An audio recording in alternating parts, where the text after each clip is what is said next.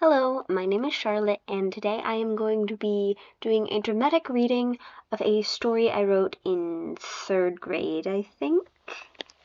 Third or second grade. The Tiny Little White Mouse. One day, in a scientist's lab, a scientist mixed together two chemicals.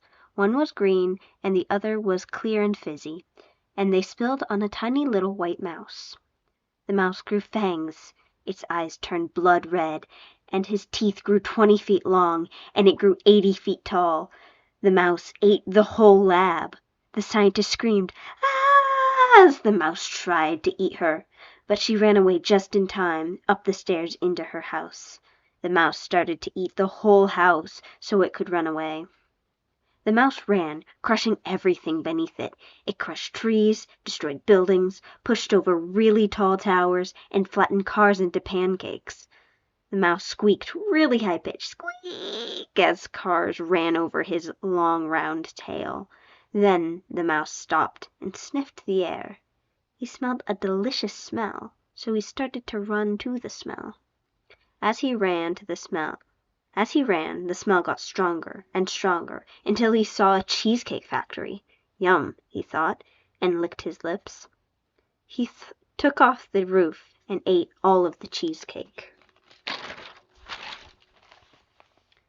But after his meal of delicious cheesecake, he was still very hungry, so he ate everything in front of him, eating houses, ripping up trees from the ground, and tearing up streets. "Help!" someone shouted as the mouse lifted them into the air and tried shoving him into its mouth.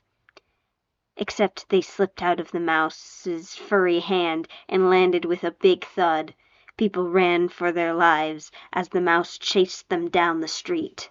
Back at the lab, the scientist mixed together two chemicals. One was purpley orange and the other was black, and she poured it on some cheese. She took a little cage that was just the right size for a mouse. Then she went to Main Street, where the mouse was.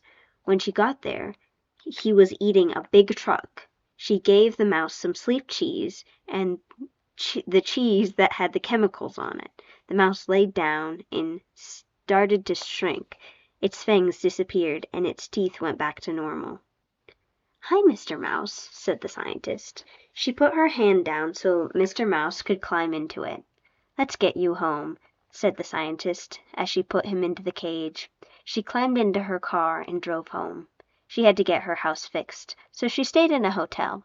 Once she moved back into her house, she made sure that Mr. Mouse didn't get into her lab again, and hopefully it doesn't happen with her mini hamster, Mr. Minnie. The end. I think overall, it's a very compelling story. It's got some good descriptors. I'll be honest, handwriting, most of it's decent. Here's what it looks. You can't see that. You can't really read that very well. Handwriting is readable. Spelling,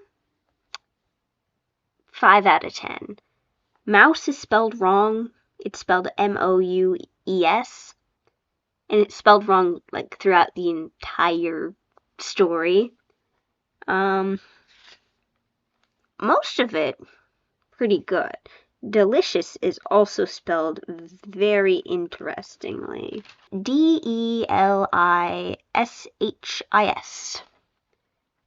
To be fair though, if you sound it out, that's how delicious should be spelled. I like the foreshadowing at the end for the Mr. Minnie, the hamster. I was really obsessed with mini hamsters at the time. We used to have a guinea pig, and I always wanted a hamster though. But I thought I really want a mini hamster because they're so much cuter because they're smaller, obviously. I never got a mini hamster, unfortunately. Though to be fair, I probably wouldn't have taken very well care of it. But I think it's an overall pretty good story. It's not that's the longest story I have in this notebook. I've been using this notebook for using it for math. So there's just a bunch of second grade writing at the front, and all the back of it is just a shit ton of math. Sorry, I'm looking at other stuff. Because I also apparently used this notebook when I was trying to, like, analyze films. When I was trying to be all pretentious and shit.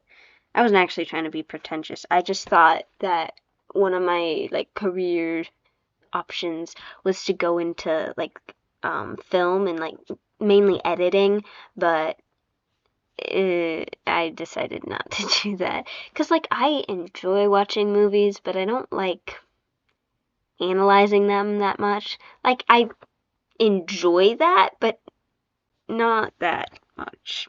I think I should probably go to a publisher with this story. Maybe get it, maybe a little tweaks, but I think I could definitely get it published. I'm gonna see if I have other writing as well. Okay, I found the one that I wanted to find. This one, it doesn't have a title, but no, it does not have a title.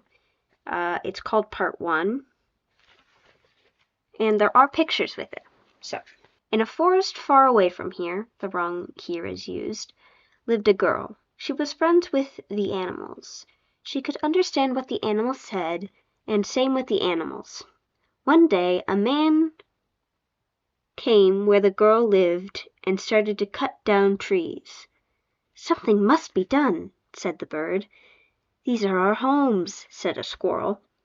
"I will stop him," the girl said. And here is the picture. Can't really see it very well. There, yeah. She was nervous, but she tried, and it finally came out.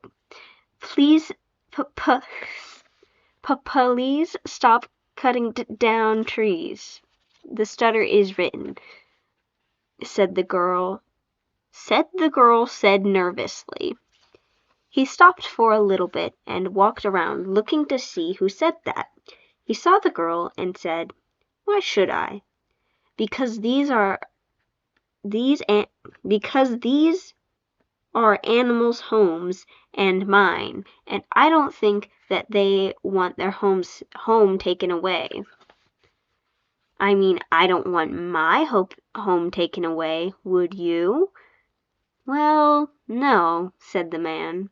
"I will stop cutting down trees." "Good," the girl said, quite confidently?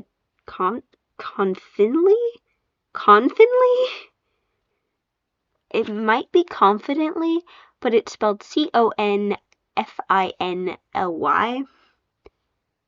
So I'm not sure on that one. The end. And here is the end drawing. Can't see that very well. Whatever. Oh, there is a part 2. Okay. And there's another drawing. But there's like a lake and a beaver and a forest and the cut down tree and the girl and the man and the bird and a squirrel. Okay. Part 2. "What is your name?" asked the man. "Ella," answered the girl. "What is yours?" "Drake," said the man. I used my classmates' names for this. Okay. "Where do you live?" Drake asked. "Here." Wrong here. Ella answered. Also, answered is spelled Ansured. Do you have parents?" "No," said Ella. "Oh no," said Drake.